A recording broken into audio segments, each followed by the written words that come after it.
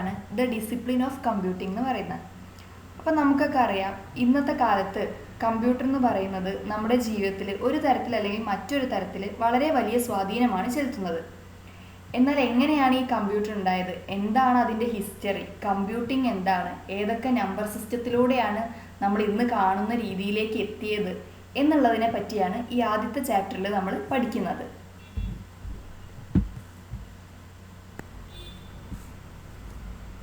അപ്പോൾ ആദ്യം നമുക്കിതിൽ പഠിക്കാനുള്ളത് എണ്ണുന്നതിന് വേണ്ടി ആദ്യകാലത്ത് ഉപയോഗിച്ചിരുന്നത് എന്തൊക്കെയാണെന്നും അതുപോലെ തന്നെ പൊസിഷണൽ നമ്പർ സിസ്റ്റത്തെയും കുറിച്ചാണ്. അപ്പോൾ ഈ ചരിത്രം എഴുതപ്പെടുന്നതിനും എത്രയോ മുമ്പ് തന്നെ മനുഷ്യൻ്റെ സംഖ്യാബോധവും അതുപോലെ തന്നെ എണ്ണൽ പ്രക്രിയയൊക്കെ വികാസപ്പെട്ടിട്ടുണ്ടായിരുന്നു. ഈ ആദിമ മനുഷ്യർ തങ്ങളുടെ ഗോത്രത്തിലെയും വേറെ ഗോത്രങ്ങളിലെയൊക്കെ ആളുകളുടെ എണ്ണത്തിന് വേണ്ടിയും അതുപോലെ തന്നെ അവിടെയുള്ള പശുക്കളുടെയും ആടുകളുടെയൊക്കെ എണ്ണം കണക്കാക്കുന്നതിന് വേണ്ടിയും വടികളും കല്ലുകളും ഒക്കെ ആയിരുന്നു ഉപയോഗിച്ചിരുന്നത്. ഇനി ഇതിൽ നിന്ന് എങ്ങനെയാണ് നമ്പർ സിസ്റ്റത്തിലേക്ക് എത്തിയത്, അല്ലെങ്കിൽ ഏതൊക്കെയാണ് ആദ്യം മുതലുള്ള നമ്പർ സിസ്റ്റംസ് നമുക്ക് നോക്കാം. അപ്പോൾ ആദ്യത്തെ നമ്പർ സിസ്റ്റം എന്ന് പറയുന്നത് ഈജിപ്ഷ്യൻ നമ്പർ സിസ്റ്റമാണ്. ആദ്യമായി കണ്ടുപിടിച്ച നമ്പർ സിസ്റ്റം ഈജിപ്ഷ്യൻ നമ്പർ സിസ്റ്റമാണ്. ഇതിൻ്റെ ബേസ് എന്ന് പറയുന്നത് 10 ആണ്. അതുപോലെ തന്നെ ഈ സമ്പ്രദായത്തിൽ 1 മുതൽ 9 വരെയും 10 മുതൽ 90 വരെയും 100 മുതൽ 900 വരെയും ആദ്യം 1000 മുതൽ 9000 വരെയും വ്യത്യസ്തമായ ചിഹ്നങ്ങളായിരുന്നു ഉപയോഗിച്ചിരുന്നത്. ഈജിപ്തുകാർ സംഖ്യ വലത്ത് നിന്ന് ഇടത്തോട്ടാണ് എഴുതിയിരുന്നത്. അതായത് ഒരു സംഖ്യയിൽ 10ൻ്റെ ഏറ്റവും വലിയ മൂല്യം വലത്തേ അറ്റത്തെ അക്കത്തിനായിരുന്നു ഉണ്ടായിരുന്നത്. ഇതാണ് ഈജിപ്ഷ്യൻ നമ്പർ സിസ്റ്റം എന്ന് പറയുന്നത്. ഇനി രണ്ടാമത് വന്ന നമ്പർ സിസ്റ്റം ആയിരുന്നു Sumerian or Babylonian number system എന്ന് പറയുന്നത്. ഇതിൻ്റെ ബേസ് 60 ആയിരുന്നു. ഇതിന് നമ്മൾ സെക്സാഡെസിമൽ നമ്പർ സിസ്റ്റം എന്നാണ് അറിയപ്പെട്ടിരുന്നത്. ഇതിൽ സംഖ്യകൾ ഇടത്ത് നിന്ന് വലത്തോട്ടാണ് എഴുതിയിരുന്നത്. ഈ നമ്പർ സിസ്റ്റത്തിൻ്റെ ഒരു പ്രത്യേകത എന്ന് പറയുന്നത് നമ്പർ സിസ്റ്റത്തിൽ തന്നെ ഏറ്റവും വലിയ ബേസ് ഉള്ള ഒരു നമ്പർ സിസ്റ്റം ആയിരുന്നു സുമേറിയൻ നമ്പർ സിസ്റ്റം എന്ന് പറയുന്നത്. അതുപോലെ തന്നെ ഈ സുമേറിയൻ നമ്പർ സിസ്റ്റത്തിൽ 0 എന്ന് പറഞ്ഞിട്ടുള്ള കൺസെപ്റ്റ് ഉണ്ടായിരുന്നു.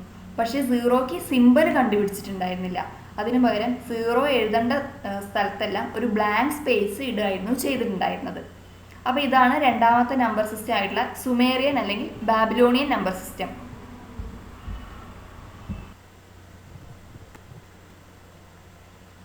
2500 BC-യിലാണ് ചൈനീസ് സംഖ്യാ സമ്പ്രദായം ഉപയോഗിച്ചിരുന്നത്. ഇത് വളരെ എളുപ്പമുള്ളതും സൗകര്യപ്രദമായ ഒരു നമ്പർ സിസ്റ്റമായിരുന്നു. ഇതിൻ്റെ ബേസ് എന്ന് പറയുന്നത് 10 ആയിരുന്നു. 1 മുതൽ 9 വരെയുള്ള അക്കങ്ങൾ ഉപയോഗിച്ചിട്ടാണ് ഇത് റെപ്രസെൻ്റ് ചെയ്തിരുന്നത്. ഈ രീതിക്ക് ഇന്നത്തെ സംഖ്യാ സമ്പ്രദായവുമായി വളരെ സാദൃശ്യമുള്ള ഒരു രീതിയാണ് ചൈനീസ് നമ്പർ സിസ്റ്റം എന്ന് പറയുന്നത്. മുളങ്കമ്പുകൾ കൊണ്ടാണ് അന്ന് സംഖ്യകൾ രേഖപ്പെടുത്തിയിരുന്നത്. അത് കഴിഞ്ഞ് ഏകദേശം ഒരു 500 BC-യിലാണ് ഗ്രീക്ക് സംഖ്യാ സമ്പ്രദായം അല്ലെങ്കിൽ ഗ്രീക്ക് നമ്പർ സിസ്റ്റം നിലവിൽ വരുന്നത്. ഇതും 10 ബേസ് ഇതിൻ്റെ ബേസ് എന്ന് പറയുന്നത് എന്താണ്, 10 ആയിരുന്നു. ഇവർക്കും 0 അടയാളപ്പെടുത്തുന്നതിന് ചിഹ്നമുണ്ടായിരുന്നില്ല. ഇതിനെ അയോണിയൻ സംഖ്യാ സമ്പ്രദായം എന്നും വിളിച്ചിരുന്നു.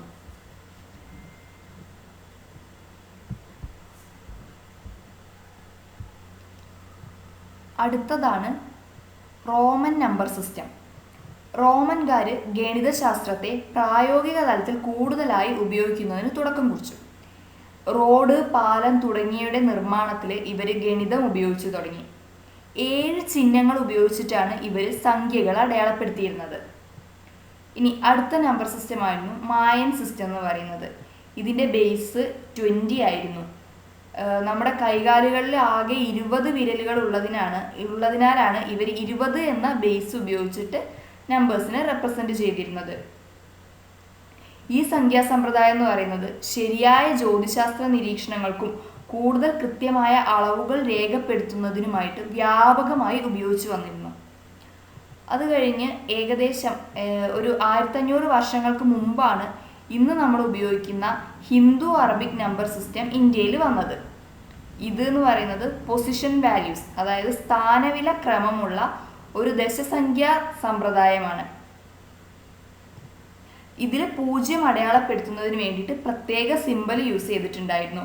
പൂജ്യത്തിൻ്റെ കണ്ടുപിടുത്തം എന്ന് പറയുന്നത് ലോകത്തിനുള്ള ഇന്ത്യയുടെ ഒരു വലിയ സംഭാവനയായിട്ടാണ് കണക്കാക്കപ്പെടുന്നത്. പിന്നീട് പല രാജ്യങ്ങളും ഈ സംഖ്യാ സമ്പ്രദായം ഉപയോഗിച്ചിട്ടുണ്ട്.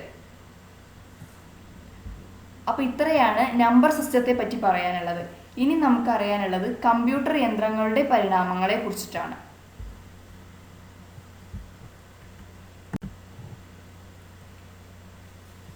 3000 BC മുതൽ 1450 AD വരെയുള്ള കാലഘട്ടത്തിൽ മനുഷ്യൻ ലളിതമായ ചിത്രങ്ങളിലൂടെയും പിന്നീട് എഴുത്തുകളിലൂടെയുമാണ് ആശയവിനിമയം നടത്തിയിരുന്നത്. സംഖ്യകളുടെ കണ്ടുപിടുത്തം അബാക്കസ് എന്ന ഒരു മെഷീൻ്റെ അല്ലെങ്കിൽ യന്ത്രത്തിൻ്റെ കണ്ടുപിടുത്തത്തിലേക്ക് വഴി തെളിയിക്കുകയാണ് ചെയ്തത്. അബാക്കസിനെയാണ് നമ്മൾ ആദ്യത്തെ കമ്പ്യൂട്ടിംഗ് യന്ത്രമായി അറിയപ്പെടുന്നത്. ഏകദേശം ഒരു 3000 BC അടുപ്പിച്ച് മെസപ്പൊട്ടോമിയക്കാരാണ് അബാക്കസ് എന്ന് പറഞ്ഞിട്ടുള്ള മെഷീൻ കണ്ടുപിടിച്ചിട്ടുള്ളത്. ഈ അബാക്കസ് എന്ന് പറയുന്ന വേർഡിൻ്റെ അർത്ഥം എന്ന് പറയുന്നത് കണക്ക് കൂട്ടുന്ന ബോർഡ് എന്നാണ്.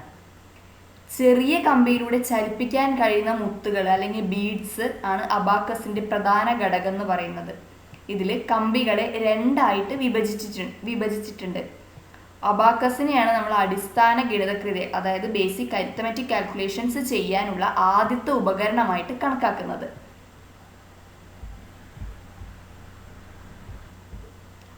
അബാക്കസിനെ ഈ ചിത്രത്തിൽ കാണുന്നത് പോലെ പരിഷ്കരിച്ചത് ചൈനക്കാരാണ്. അതായത് ഇതിലെ ലംബമായിട്ടുള്ള ഓരോ ലംബമായിട്ടുള്ള ഓരോ ബാറുകളിലും 7 മുത്തുകളാണ് ഉണ്ടാവുക. ഈ 7 മുത്തുകളിൽ 5 എണ്ണം താഴെയും 2 എണ്ണം മുകളിലുമായിട്ടാണ് നമ്മൾ സെറ്റ് ചെയ്തിട്ടുള്ളത് അബാക്കസിൽ. ഈ അബാക്കസ് പ്രവർത്തിക്കുന്നത് സംഖ്യകളുടെ സ്ഥാനവില ക്രമത്തിനനുസരിച്ചാണ്. ഈ അബാക്കസിൽ കാണിക്കുന്ന സംഖ്യ നമ്മൾ എഴുതിയ സംഖ്യ വായിക്കുന്നത് പോലെ തന്നെ വായിക്കാൻ പറ്റും. അപ്പം ഈ ബാറിൻ്റെ താഴെ ഭാഗത്ത് കാണുന്ന 5 മുത്തുകളുടെ ഓരോന്നിൻ്റെയും വില 1ഉം മുകളിൽ കാണുന്ന 2 മുത്തുകളുടെ ഓരോന്നിൻ്റെ വില 5ഉമാണ്. അങ്ങനെയാണ് ഇതിൽ ഓരോ മുത്തിനുമുള്ള വാല്യൂസ് കൊടുത്തിട്ടുള്ളത്. അപ്പോൾ ഈ അബാക്കസിൽ ആ സെൻട്രലിലുള്ള ബാറിനരികിലേക്ക് തള്ളി നീക്കിയിട്ടുള്ള മുത്തുകൾ സംഖ്യയെ പ്രതിനിധീകരിക്കും.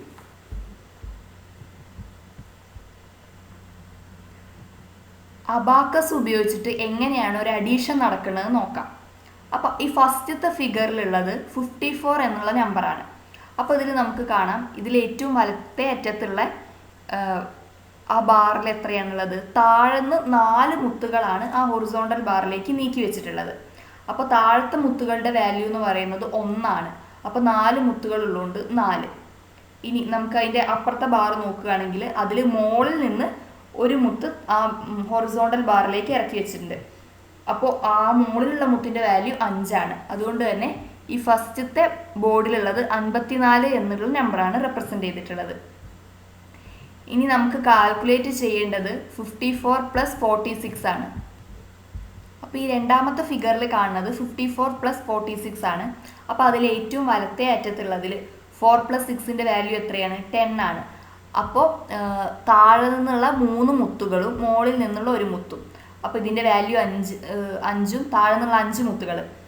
അപ്പോൾ അതിൻ്റെ വാല്യൂ 5. അപ്പോൾ 5 + 5 10 ആണ് ഏറ്റവും വലത്തെ അറ്റത്തുള്ള ആ ബാറിലുള്ള വാല്യൂ. അത് കഴിഞ്ഞ് രണ്ടാമത്തത് എടുക്കുകയാണെങ്കിൽ 5 + 4 9 ആണ് വരേണ്ടത്. അപ്പോൾ മുകളിൽ നിന്ന് ഒരു മുത്ത്, അതിൻ്റെ വാല്യൂ 5. താഴെ നിന്ന് 4 മുത്തുകൾ, ഓരോന്നിൻ്റെയും വാല്യൂ 1 വെച്ചിട്ട്. അപ്പോൾ അവിടെ 9 വന്നു. എന്നാൽ നമുക്കറിയാം ഇവിടെ വലത്തെ അറ്റത്തുള്ളതിൽ 10 ആണ് വന്നിട്ടുള്ളത്. അതായത് ഒരു ക്യാരി ഉണ്ട്. അപ്പോൾ ഈ ക്യാരിയെ നമ്മൾ ലെഫ്റ്റിലേക്ക് ഷിഫ്റ്റ് ചെയ്യും.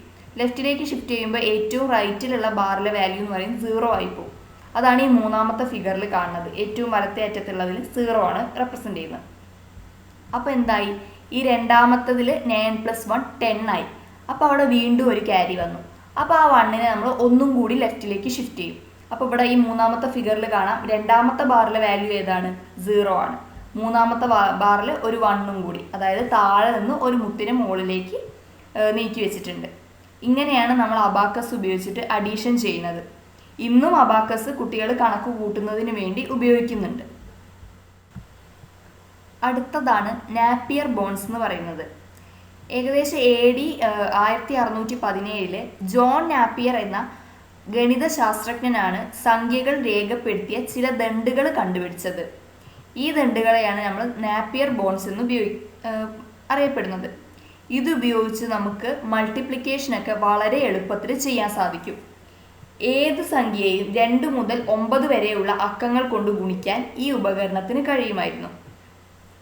അപ്പോൾ ഈ ചിത്രത്തിൽ കാണിച്ചിരിക്കുന്നതാണ് അദ്ദേഹം കണ്ടുപിടിച്ച നാപ്പിയർ ബോൺസ് എന്ന് പറയുന്നത്. അപ്പോൾ ഇത് ഉപയോഗിച്ചിട്ട് എങ്ങനെയാണ് ഒരു മൾട്ടിപ്ലിക്കേഷൻ ചെയ്യുന്നത് നമുക്ക് നോക്കാം. അപ്പോൾ മൾട്ടിപ്ലിക്കേഷൻ യൂസിങ് നാപ്പിയർ ബോൺസ്. അപ്പോൾ നമുക്ക് ചെയ്യേണ്ടത് 7 × 4 2 5 9 2 8 എന്നുള്ള മൾട്ടിപ്ലിക്കേഷനാണ്. അപ്പോൾ അതിന് ആദ്യം ചെയ്യേണ്ടത് എന്താണെന്ന് വെച്ചാൽ ഈ 7 ഇതിൽ 7 എവിടെയാണുള്ളത്? 7ന് നേരെ ഈ 4 2 5 9 2 8 എന്നീ കോളത്തിലുള്ള വാല്യൂസ് ഒക്കെ നമ്മൾ ഇവിടേക്ക് മാറ്റി എഴുതിയിട്ടുണ്ട്. അതാണ് ഈ പച്ച കളറിൽ കാണുന്നത്. അപ്പോൾ ഇതിൻ്റെ ഓപ്പറേഷൻ ചെയ്യുന്നത് എന്താണെന്ന് വെച്ചാൽ ആദ്യത്തെ ഈ കോളത്തിലുള്ള ഏറ്റവും റൈറ്റിലുള്ള കോളത്തിലെ വാല്യൂ, അതായത് 6, അത് നമ്മൾ എടുത്തെഴുതി.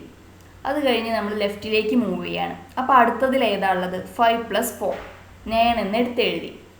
അടുത്തതിൽ ഏതാ ഉള്ളത്? 1 + 3 4 എന്ന് എടുത്തെഴുതി. പിന്നെ എന്താ ഉള്ളത്? 5 + 6 5 + 6 എത്രയാണ് നമുക്കറിയാം? 11 ആണ്. അപ്പോൾ ഇവിടെ 1 എന്ന് എഴുതി, ഒരു 1 ക്യാരിയും വന്നു. അപ്പോൾ ആ ക്യാരി നമ്മൾ ലെഫ്റ്റിലേക്ക് ഷിഫ്റ്റ് ചെയ്തു. അപ്പോൾ ഇവിടെ ഉള്ളത് 4ഉം 3യുമാണ്. 4 + 3 എന്ന് പറയുന്നത് 7 ആണ്, പ്ലസ് ഈ വന്ന ഒരു ക്യാരി 8. അത് കഴിഞ്ഞാൽ അടുത്ത കോളത്തിലുള്ളത് 8 + 1 ആണ്. 8 + 1 എന്ന് പറയുന്നത് 9. പിന്നെ ലാസ്റ്റ് കോളത്തിലുള്ളത് 2. അപ്പോൾ ഈ മൾട്ടിപ്ലിക്കേഷൻ്റെ ആൻസർ എന്ന് പറയുന്നത് 2981496 ആണ്. അപ്പോൾ ഇങ്ങനെ വളരെ എളുപ്പത്തിൽ നമുക്ക് നാപ്പിയർ ബോൺസ് വെച്ചിട്ട് മൾട്ടിപ്ലിക്കേഷൻ ചെയ്യാൻ കഴിഞ്ഞു. അടുത്തതാണ് പാസ്കലിൻ എന്ന് പറയുന്നത്. ബ്ലേസി പാസ്കൽ എന്ന ഫ്രഞ്ച് മാത്തമാറ്റീഷ്യനാണ് ആദ്യമായിട്ടൊരു കാൽക്കുലേറ്റർ നിർമ്മിച്ചത്. ഈ മെഷീന് 2 സംഖ്യകളെ കൂട്ടാനും കുറയ്ക്കാനും അതുകൂടാതെ ഗുണനവും ഹരണവും ഒക്കെ ചെയ്യാൻ കഴിയുമായിരുന്നു. അദ്ദേഹത്തിൻ്റെ അച്ഛൻ ഒരു ടാക്സ് കളക്ഷൻ സൂപ്പർവൈസർ ആയിരുന്നു. അപ്പോൾ അദ്ദേഹത്തിൻ്റെ പിതാവിനെ സഹായിക്കുന്നതിന് വേണ്ടിയാണ് അദ്ദേഹം ഈ യന്ത്രം കണ്ടുപിടിച്ചിട്ടുള്ളത്. അപ്പോൾ ഈ മെഷീനിൽ ഒരുപാട് വീൽസും ഗിയറുകളും സിലിണ്ടറുകളും ഒക്കെയാണ് ഉപയോഗിച്ചിരിക്കുന്നത്.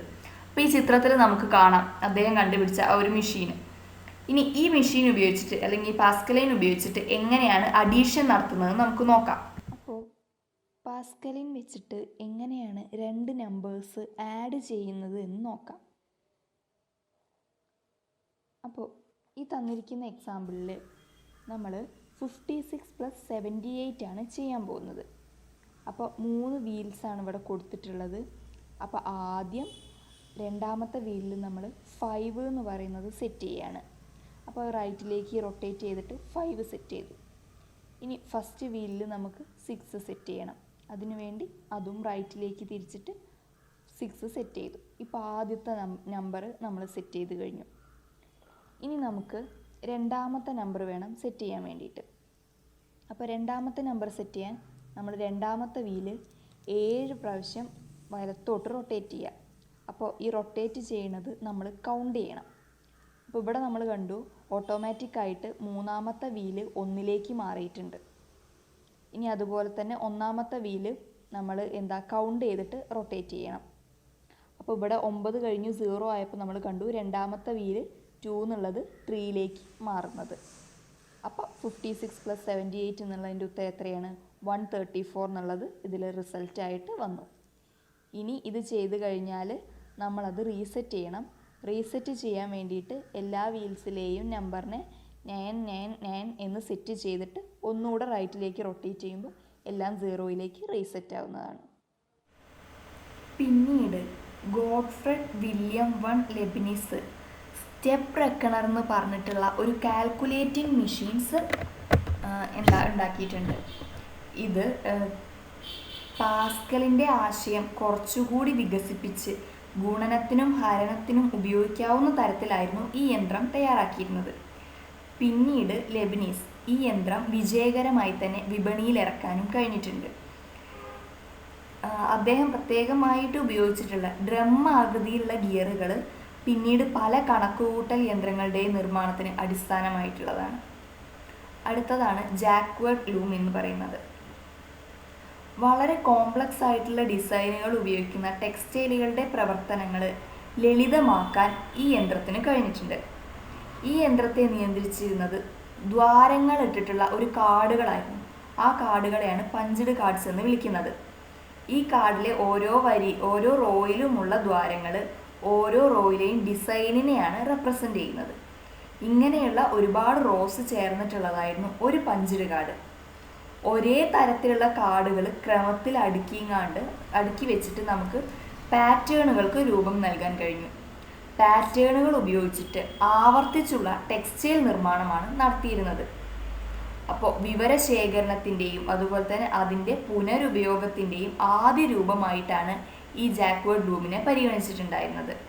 ഇതിലെ പഞ്ച്ഡ് കാർഡ് എന്ന ആശയം ചാൾസ് ബാബേജ് തൻ്റെ അനലിറ്റിക് എഞ്ചിനിലും പിന്നീട് ഹോളറൈറ്റ് തൻ്റെ കണ്ടുപിടുത്തങ്ങളിലും ഉപയോഗിച്ചിട്ടുണ്ടായിരുന്നു.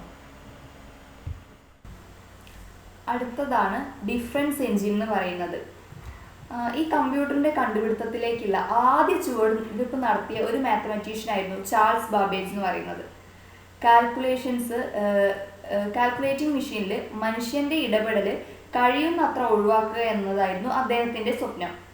വലിയ കാൽക്കുലേഷൻസ് ഒക്കെ ചെറിയ ഓപ്പറേഷൻസ് ആയി ഡിവൈഡ് ചെയ്തിട്ട് ഒരു ഓട്ടോമാറ്റിക് മെഷീൻ്റെ തുടർച്ചയായിട്ടുള്ള പ്രവർത്തനത്തിലൂടെ അത് നിർദ്ധാരണം ചെയ്യുന്ന ഒരു രീതിയായിരുന്നു അദ്ദേഹം ആസൂത്രണം ചെയ്തത്.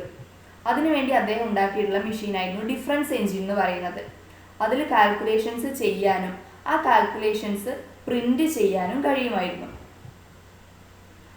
ഈ യന്ത്രത്തിന്റെ നിർമ്മാണത്തോടു കൂടി ഏത് തരത്തിലുള്ള കാൽക്കുലേഷൻസ് ചെയ്യാനുമുള്ള ഒരു പുതിയ യന്ത്രത്തിന്റെ ആശയം അദ്ദേഹത്തിന്റെ മനസ്സിൽ രൂപപ്പെട്ടിട്ടുണ്ടായി.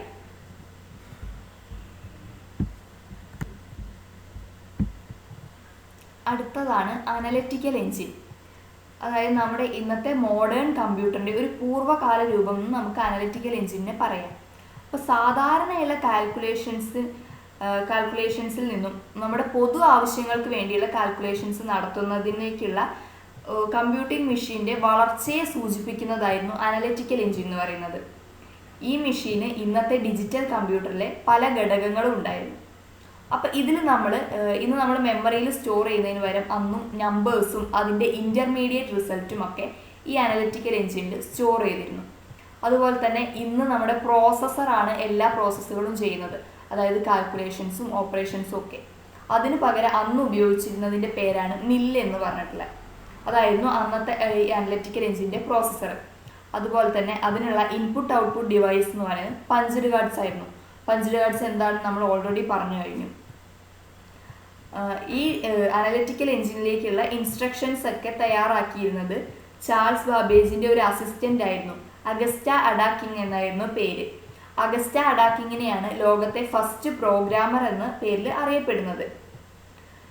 എന്നാൽ അന്നത്തെ ടെക്നോളജിയുടെ ഒക്കെ കുറവ് മൂലം ഈ അനലിറ്റിക്കൽ എഞ്ചിനെ നമുക്ക് അദ്ദേഹത്തിന് പൂർണ്ണമായി നിർമ്മിച്ചെടുക്കാൻ കഴിഞ്ഞിട്ടില്ല.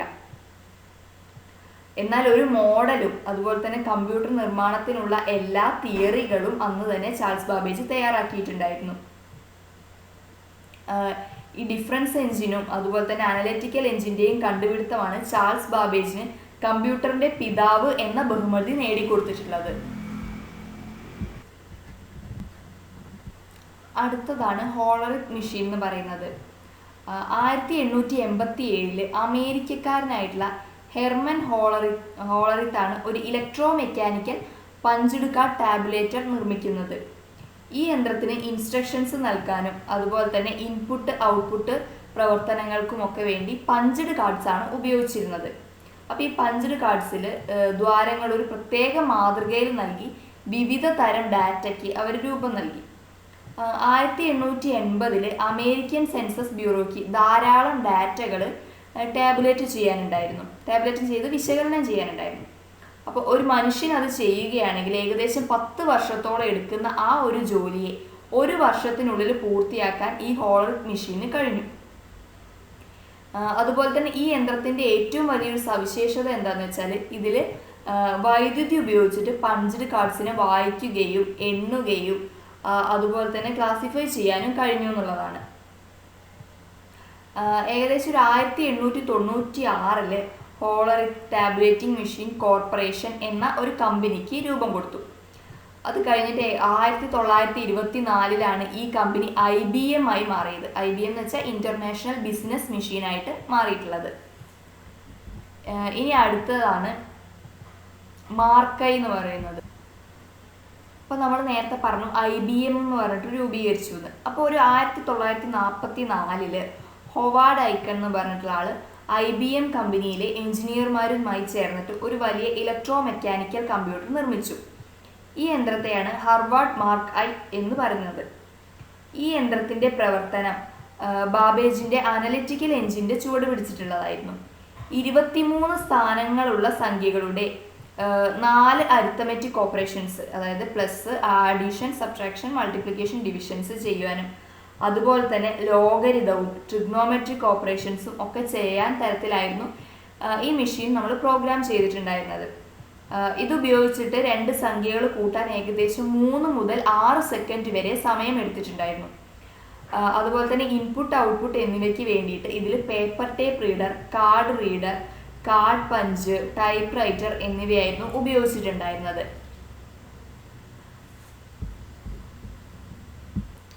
അപ്പോൾ എവല്യൂഷൻ ഓഫ് കമ്പ്യൂട്ടിംഗ് മെഷീനിൽ ഇത്രയാണ് പറയാനുള്ളത്. അടുത്ത ടോപ്പിക്കാണ് ജനറേഷൻസ് ഓഫ് കമ്പ്യൂട്ടേഴ്സ് എന്ന് പറയുന്നത്. 16-ാം നൂറ്റാണ്ടിൽ തുടക്കം കുറിച്ചിട്ടുള്ള ഈ കമ്പ്യൂട്ടിംഗ് മെഷീൻസിൻ്റെ ക്രമമായിട്ടുള്ള ഒരു വികാസമാണ് ഇന്ന് നമ്മൾ കാണുന്ന ഈ മോഡേൺ കമ്പ്യൂട്ടറിൽ എത്തിയിട്ടുള്ളത്. ആദ്യത്തെ കമ്പ്യൂട്ടർ മുതൽ ഇന്നത്തെ കമ്പ്യൂട്ടർ, അതായത് ഇനി വരാൻ പോകുന്നത് ആർട്ടിഫിഷ്യൽ ഇൻ്റലിജൻസ് ഉപയോഗിക്കുന്ന കമ്പ്യൂട്ടർ വരെയുള്ള കമ്പ്യൂട്ടറിൻ്റെ ആ ഒരു പരിണാമത്തെ 5 തലമുറകൾ, 5 ജനറേഷൻസ് ആയിട്ടാണ് ക്ലാസിഫൈ ചെയ്തിട്ടുള്ളത്. അതിൽ ഫസ്റ്റ് ജനറേഷൻ കമ്പ്യൂട്ടർ 1940 മുതൽ 1956 വരെയാണുള്ളത്. സെക്കൻഡ് ജനറേഷൻ കമ്പ്യൂട്ടർ 1956 മുതൽ 1963 വരെ. തേർഡ് ജനറേഷൻ കമ്പ്യൂട്ടർ 1964 മുതൽ 1971 വരെ. ഫോർത്ത് ജനറേഷൻ കമ്പ്യൂട്ടർ എന്ന് പറഞ്ഞാൽ 1971 മുതൽ ഇപ്പോൾ നമ്മൾ ഉപയോഗിക്കുന്നത് വരെ. ഇനി ഫിഫ്ത്ത് ജനറേഷൻ കമ്പ്യൂട്ടർ എന്ന് പറയുന്നത് അത് ഇപ്പോൾ പൂർണ്ണമായും വികസിപ്പിച്ചെടുത്തിട്ടില്ല, ഇനി വരുമെന്ന് നമ്മൾ പ്രതീക്ഷിക്കുന്ന അതിൻ്റെ കുറച്ചൊക്കെയാണ് ഇപ്പോൾ നമ്മൾ ഡെവലപ്പ് ചെയ്തിട്ടുള്ളൂ. അതാണ് ഫിഫ്ത്ത് ജനറേഷൻ കമ്പ്യൂട്ടർ എന്ന് പറയുന്നത്. അപ്പോൾ ഇത്രയാണ് കമ്പ്യൂട്ടേഴ്സിൻ്റെ ജനറേഷൻസ് എന്ന് പറയുന്നത്. ഇനി ഇവ ഓരോന്നിൻ്റെയും പ്രത്യേകതകൾ എന്താണെന്നുള്ളതാണ് നമുക്ക് അടുത്തത് നോക്കാനുള്ളത്. ഫസ്റ്റ് ജനറേഷൻ കമ്പ്യൂട്ടറുകൾ നിർമ്മിച്ചിട്ടുള്ളത് വാക്യൂം ട്യൂബുകൾ ഉപയോഗിച്ചിട്ടായിരുന്നു. ഫസ്റ്റ് ജനറേഷൻ കമ്പ്യൂട്ടറുകളിലായിരുന്നു സ്റ്റോർഡ് പ്രോഗ്രാം എന്ന് പറഞ്ഞിട്ടുള്ള കൺസെപ്റ്റ് ആദ്യമായിട്ട് കൊണ്ടുവന്നത്. ഒരു ക്ലോസ്ഡ് ആയിട്ടുള്ള ട്യൂബിൽ വൈദ്യുതിയെ നിയന്ത്രിക്കുന്ന ഒരു ഉപകരണമാണ് വാക്യൂം ട്യൂബ്. ഇതൊരു സിലിണ്ടർ ആകൃതിയിലുള്ള ട്യൂബായിരുന്നു. ട്രാൻസ്പെറൻ്റ് ആയിട്ടുള്ള ഗ്ലാസ് കൊണ്ടാണ് ഇത് നിർമ്മിച്ചിട്ടുള്ളത്. ഇതിൽ നമ്മൾ ഇൻപുട്ട് നടത്തുന്നതിന് പഞ്ച്ഡ് കാർഡ്സും പേപ്പർ ടേപ്പുമായിരുന്നു ഉപയോഗിച്ചിരുന്നത്. ഔട്ട്പുട്ടുകൾ പ്രിന്റുകളായിട്ടായിരുന്നു വന്നത്. അപ്പോൾ ആദ്യത്തെ ഇലക്ട്രോണിക് കമ്പ്യൂട്ടർ ആയിട്ടുള്ള electronic numerical integrator and calculator ENIAC ഈ ഫസ്റ്റ് ജനറേഷനിൽ പെടുന്നതാണ്. ഈ ENIACന് 30 മുതൽ 50 ഫീറ്റ് വരെ ഉയരവും 30 ടൺ ഭാരവും ഉണ്ടായിരുന്നു. ഏകദേശം ഒരു 18,000 വാക്യൂം ട്യൂബുകളും 70,000 രജിസ്റ്ററുകളും 10,000 കപ്പാസിറ്ററുകളുമായിരുന്നു ഈ ENIAC എന്ന് പറഞ്ഞുള്ള മെഷീനിൽ ഉപയോഗിച്ചിരുന്നത്. ഈ ഫസ്റ്റ് ജനറേഷൻ കമ്പ്യൂട്ടേഴ്സ് എന്ന് പറയുന്നത് വളരെ വലുപ്പമുള്ളതായിരുന്നു.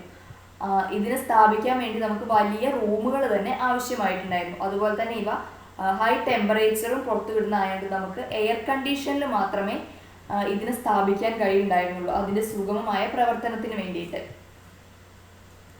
ഈ ENIACൻ്റെ നിർമ്മാണം പൂർത്തിയാക്കുന്നതിന് മുമ്പ് തന്നെ വോൺ ന്യൂമാൻ എന്ന് പറയുന്ന ഒരു scientist electronic discrete variable automatic computer എന്നുള്ള മറ്റൊരു യന്ത്രം നിർമ്മിച്ചു. ഈ യന്ത്രത്തിൽ ഡാറ്റയും പ്രോഗ്രാമും ഒക്കെ സ്റ്റോർ ചെയ്ത് വെക്കുന്നതിന് മെമ്മറി ഉണ്ടായിരുന്നു. പിന്നീട് ഇക്കേർട്ടും മോഷ്ലി എന്ന് പറഞ്ഞുള്ള ശാസ്ത്രജ്ഞരാണ് യൂണിവേഴ്സൽ ഓട്ടോമാറ്റിക് കമ്പ്യൂട്ടർ നിർമ്മിച്ചിട്ടുള്ളത്. ഇത് ഒരു കമ്പ്യൂട്ടറിൻ്റെ ഹിസ്റ്ററിയിൽ തന്നെ ഒരു വ്യാവസായിക വിജയമായിട്ടാണ് ഈ യൂണിവാക്കിനെ പറയുന്നത്. ഇനി വോൺ ന്യൂമാൻ്റെ ആർക്കിടെക്ചർ എന്താണെന്ന് നോക്കാം.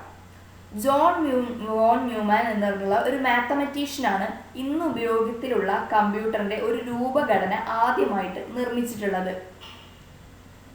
ഈ മോഡലിനെ വോൺ ന്യൂമാൻ ആർക്കിടെക്ചർ എന്ന പേരിലാണ് അറിയപ്പെടുന്നത്. ഇതിൽ അരിത്തമാറ്റിക് ലോജിക് യൂണിറ്റ് ഉണ്ടായിരുന്നു, കൺട്രോൾ യൂണിറ്റ് ഉണ്ടായിരുന്നു. അത് രണ്ടും അടങ്ങുന്ന ഒരു സെൻട്രൽ പ്രോസസ്സിംഗ് യൂണിറ്റ്. അതുപോലെ തന്നെ ഒരു ഇൻപുട്ട് യൂണിറ്റ് ഉണ്ട്, ഒരു ഔട്ട്പുട്ട് യൂണിറ്റ് ഉണ്ട്. ഡാറ്റയും ഇൻസ്ട്രക്ഷൻസും ഒക്കെ സ്റ്റോർ ചെയ്യുന്നതിന് വേണ്ടി ഒരു സ്റ്റോറേജ് യൂണിറ്റും ഉൾപ്പെടുന്നതായിരുന്നു വോൺ ന്യൂമാൻ ആർക്കിടെക്ചർ. ഇതിലാണ് സ്റ്റോർഡ് പ്രോഗ്രാം എന്ന് പറയുന്ന കൺസെപ്റ്റ് ആദ്യമായിട്ട് ഉപയോഗിച്ചത്. അതായത് ഡാറ്റയും പ്രോഗ്രാമും മെമ്മറിയിൽ സ്റ്റോർ ചെയ്ത ശേഷമാണ് പ്രോസസ്സിംഗ് നടത്തിയിട്ടുള്ളത്. അടുത്തതാണ് സെക്കൻഡ് ജനറേഷൻ കമ്പ്യൂട്ടർ. ഇതിൽ വാക്വം ട്യൂബുകൾക്ക് പകരം ട്രാൻസിസ്റ്റേഴ്സ് ആയിരുന്നു ഉപയോഗിച്ചിട്ടുണ്ടായിരുന്നത്. 1947 ബെൽ ലബോറട്ടറിയിൽ വെച്ചിട്ട് John Bardeen, Walton Brattain, William Shockley എന്നിവർ ചേർന്നിട്ടായിരുന്നു ട്രാൻസിസ്റ്റർ നിർമ്മിച്ചത്. ട്രാൻസിസ്റ്റർ ഉപയോഗിച്ചത് കൊണ്ട് തന്നെ കമ്പ്യൂട്ടറിൻ്റെ വലുപ്പവും പ്രൈസും അതുപോലെ തന്നെ വൈദ്യുതിയുടെ ഉപയോഗവും ഹീറ്റും എല്ലാം കുറയാനും അതുപോലെ തന്നെ ഈ കമ്പ്യൂട്ടറിൻ്റെ പ്രവർത്തനശേഷിയും സ്പീഡും ഒക്കെ വർദ്ധിക്കുകയും ചെയ്തിട്ടുണ്ട്. ഈ സെക്കൻഡ് ജനറേഷനിലാണ് പ്രോഗ്രാമിംഗ് ലാംഗ്വേജ് എന്ന് പറയുന്ന കൺസെപ്റ്റ് ആദ്യമായിട്ട് വന്നത്. ഈ ജനറേഷനിൽ പ്രൈമറി മെമ്മറി ആയിട്ട് മാഗ്നറ്റിക് കോർ മെമ്മറിയും സെക്കൻഡറി മെമ്മറി ആയിട്ട് മാഗ്നറ്റിക് ഡിസ്ക് മെമ്മറിയും ആയിരുന്നു ഉപയോഗിച്ചിട്ടുണ്ടായിരുന്നത്.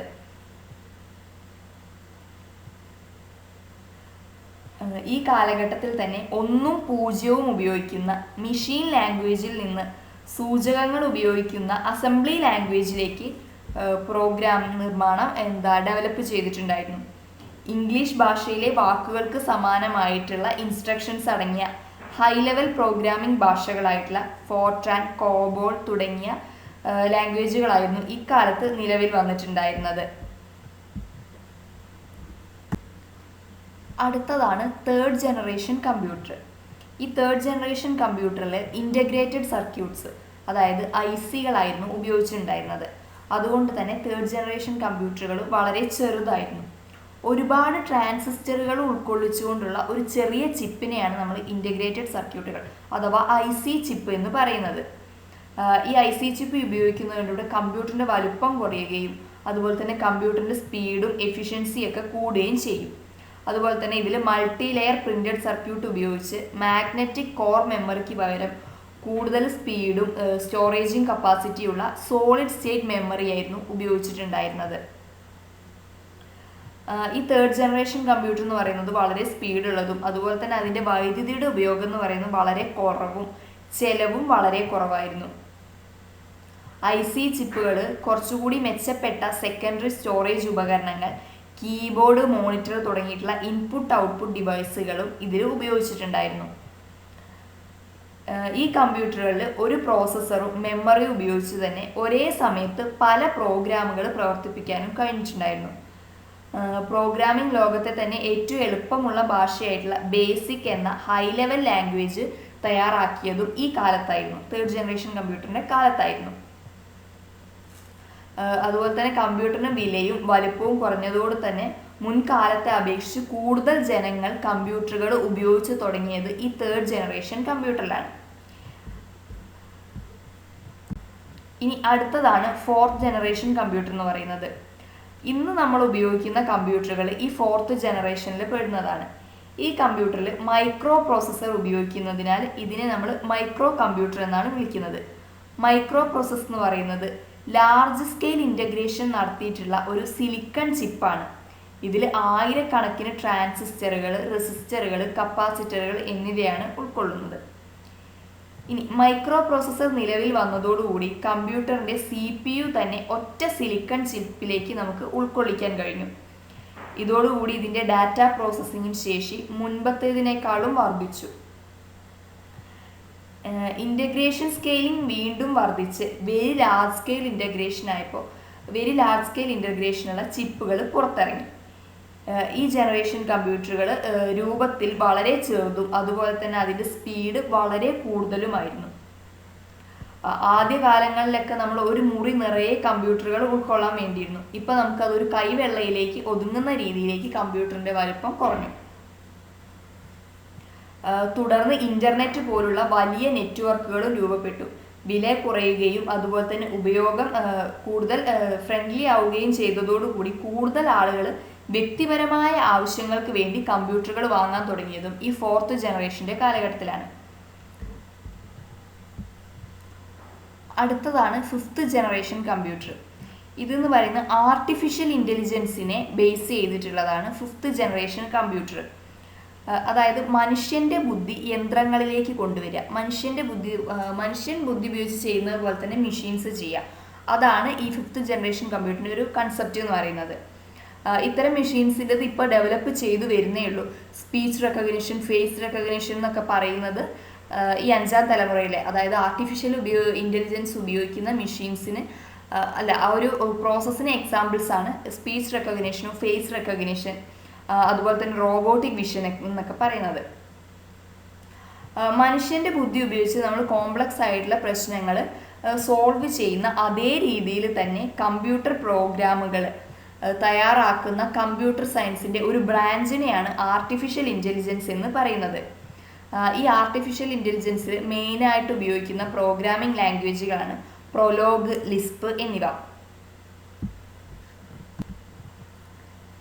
ഇനി ഈ 5 ജനറേഷൻസിൻ്റെ ഒരു കമ്പാരിസൺ ആണ്. അപ്പോൾ ആദ്യം ടെക്നോളജി നോക്കുകയാണെങ്കിൽ 1st ജനറേഷനിൽ വാക്യൂം ട്യൂബ്സ് ആയിരുന്നു ഉപയോഗിച്ചിരുന്നത്, 2nd ജനറേഷനിൽ ട്രാൻസിസ്റ്റർ ആയിരുന്നു, 3rd ജനറേഷനിൽ IC ഉപയോഗിച്ചു, 4th ജനറേഷൻ ആയപ്പോൾ മൈക്രോ പ്രോസസ്സറും 5th ജനറേഷനിൽ ആർട്ടിഫിഷ്യൽ ഇൻ്റലിജൻസുമാണ് ഉപയോഗിച്ചത്. ഇനി ഓപ്പറേറ്റിംഗ് സിസ്റ്റം നോക്കുകയാണെങ്കിൽ ആദ്യത്തെ 2 ജനറേഷനിൽ ഓപ്പറേറ്റിംഗ് സിസ്റ്റംസ് ഒന്നും ഉപയോഗിച്ചിട്ടുണ്ടായിരുന്നില്ല. 3rd ജനറേഷൻ മുതലാണ് നമ്മൾ ഓപ്പറേറ്റിംഗ് സിസ്റ്റം യൂസ് ചെയ്യാൻ തുടങ്ങിയത്. ഇനി ലാംഗ്വേജ് നോക്കുകയാണെങ്കിൽ 1st ജനറേഷനിൽ മെഷീൻ ലാംഗ്വേജ് ആയിരുന്നു ഉപയോഗിച്ചിരുന്നത്. അത് കഴിഞ്ഞിട്ട് അസംബ്ലി ലാംഗ്വേജ് ഉപയോഗിച്ചു. 3rd ജനറേഷനിൽ മുതൽ നമ്മൾ ഹൈ ലെവൽ ലാംഗ്വേജ്, അതായത് ഇംഗ്ലീഷ് സെൻറ്റൻസ് പോലുള്ള ലാംഗ്വേജ് ആണ് 3rd ജനറേഷൻ മുതൽ ഉപയോഗിച്ച് വരുന്നത്. ഇനി ഓരോ ജനറേഷൻ്റെയും പീരീഡ് ഏതാണെന്നുള്ളതും കൂടിയാണ് ഈ കമ്പാരിസണിൽ വരുന്നത്. അപ്പോൾ ഇത്രയാണ് കമ്പ്യൂട്ടറിൻ്റെ ജനറേഷൻസിനെ കുറിച്ച് പറയാം. ഇനി അടുത്തത് കമ്പ്യൂട്ടിങ്ങിൻ്റെ ഇവല്യൂഷനെ കുറിച്ചാണ് നമുക്ക് പഠിക്കാനുള്ളത്. വിവരങ്ങൾ കളക്ട് ചെയ്യാനും അവയെ പ്രോസസ്സ് ചെയ്യാനും ഈ ആൻസേഴ്സ് പ്രിന്റ് ചെയ്യാനും വേണ്ടിയിട്ടാണ് നമ്മൾ കമ്പ്യൂട്ടിംഗ് മെഷീൻസ് ഉപയോഗിച്ചിരുന്നത്. ഇതിൽ പ്രോസസ്സിങ് നടന്നിരുന്നത് യന്ത്രത്തിലേക്ക്, ആ മെഷീൻസിലേക്ക് നമ്മൾ നൽകുന്ന ഇൻസ്ട്രക്ഷൻസിന് അനുസരിച്ചിട്ടായിരുന്നു. 1940കളിൽ നിർമ്മിച്ചിട്ടുള്ള ആദ്യകാലത്തെ കമ്പ്യൂട്ടറുകൾ ഒരു കാൽക്കുലേറ്ററിനെ പോലെ ഒരു സെറ്റ് ഓഫ്, അതായത് സീരീസ് ഓഫ് സിംഗിൾ ടാസ്ക് മാത്രമേ അവർക്ക് ചെയ്യാൻ കഴിഞ്ഞിട്ടുണ്ടായിരുന്നുള്ളൂ.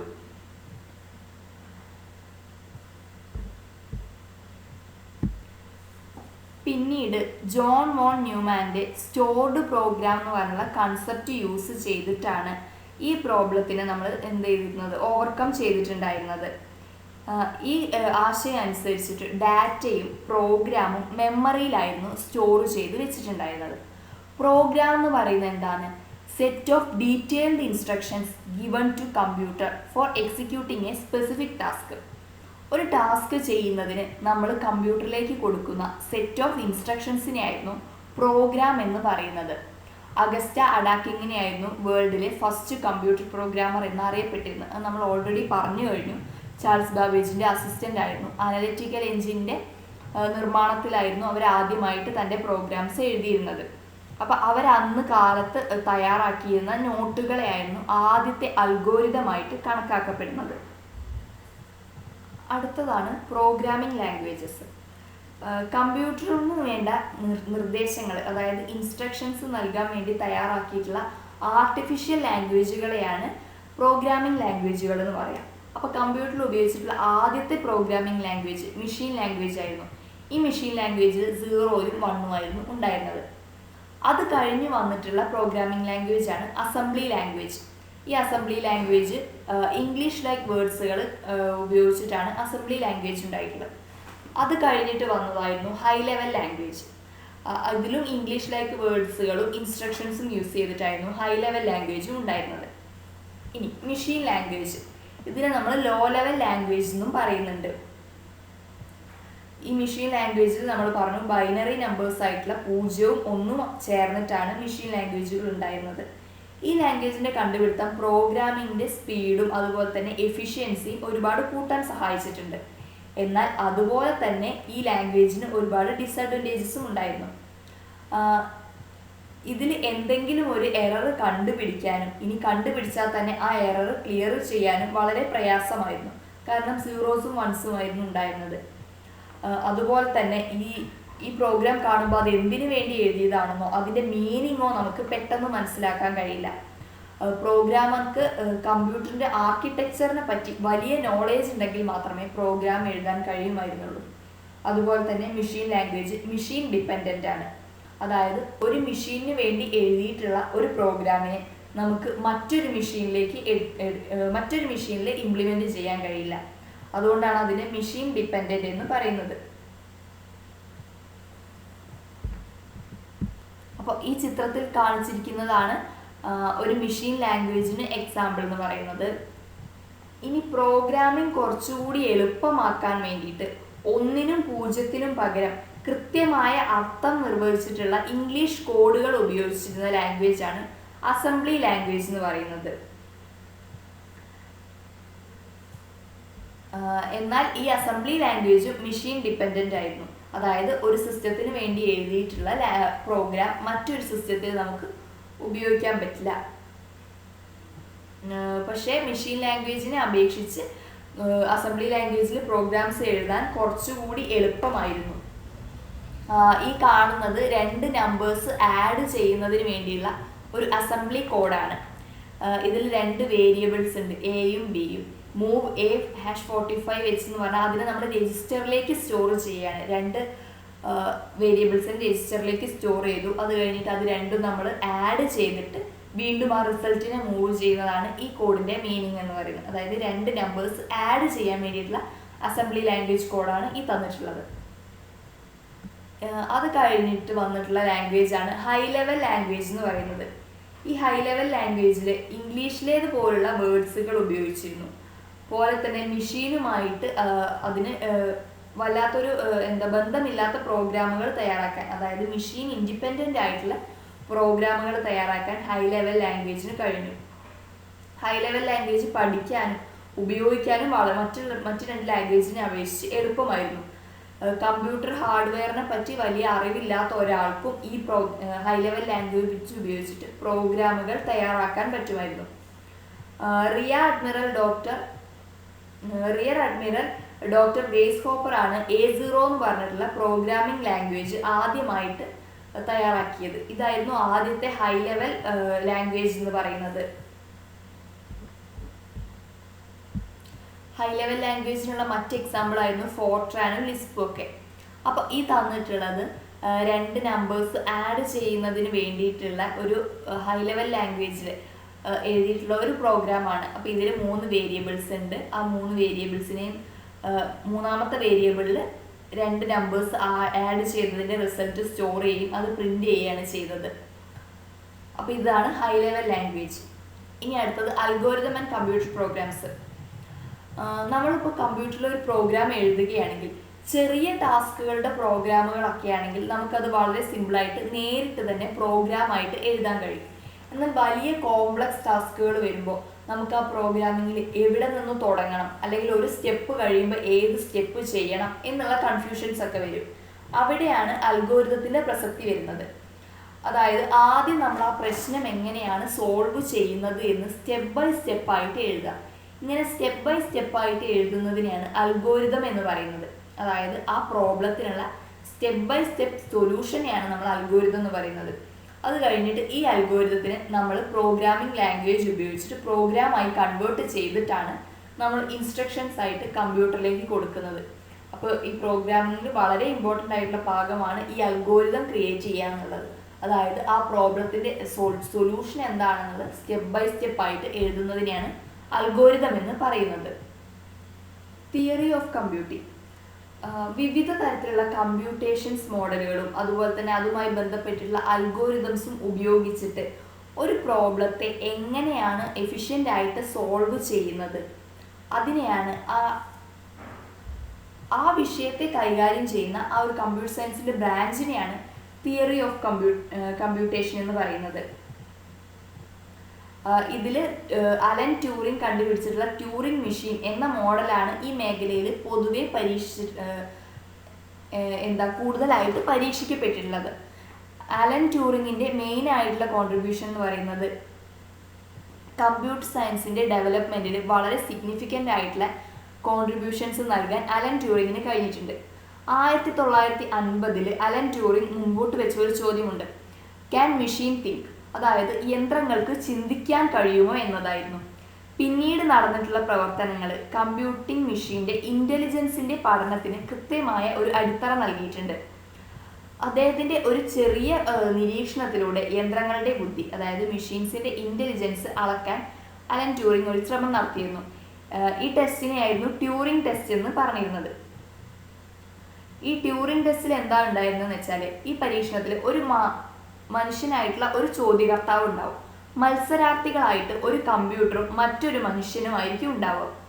2 മത്സരാർത്ഥികളും ചോദ്യകർത്താവും വ്യത്യസ്ത മുറികളിൽ പരസ്പരം കാണാനാവാത്ത വിധം ആയിരിക്കും ഇരിക്കുന്നത്. ചോദ്യകർത്താവ് ഒരേ ചോദ്യം ഒരേ സമയം 2 മത്സരാർത്ഥികൾക്കും, അതായത് ഒരു മനുഷ്യനും ഒരു യന്ത്രത്തിനും നൽകും.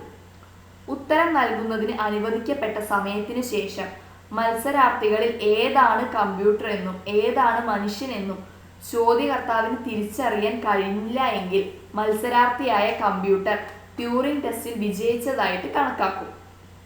അതായത് ഈ കമ്പ്യൂട്ടറിനെ ബുദ്ധിയുള്ള ഇൻ്റലിജൻസ് ഉള്ള ഒരു മെഷീനായിട്ട് തിരഞ്ഞെടുക്കും. ഇതാണ് ട്യൂറിംഗ് ടെസ്റ്റ് എന്ന് പറയുന്നത്. 2000 നൂറ്റാണ്ടിൽ ഈ യന്ത്രങ്ങൾ കമ്പ്യൂട്ടറുകൾ ഈ പരീക്ഷണത്തിൽ വിജയിക്കുമെന്നാണ് ട്യൂറിംഗ് പ്രവചിച്ചിട്ടുണ്ടായിരുന്നത്. മനുഷ്യ സ്വഭാവ സാദൃശ്യങ്ങൾ പരീക്ഷിക്കുന്നതിന് പല പ്രോഗ്രാമുകൾ തയ്യാറാക്കി പല ടെസ്റ്റുകൾ നടത്തിയിട്ടുണ്ടെങ്കിലും ഇതുവരെയും ഒരു യന്ത്രത്തിനും പൂർണ്ണമായും ട്യൂറിംഗ് ടെസ്റ്റ് വിജയിക്കാൻ കഴിഞ്ഞിട്ടില്ല.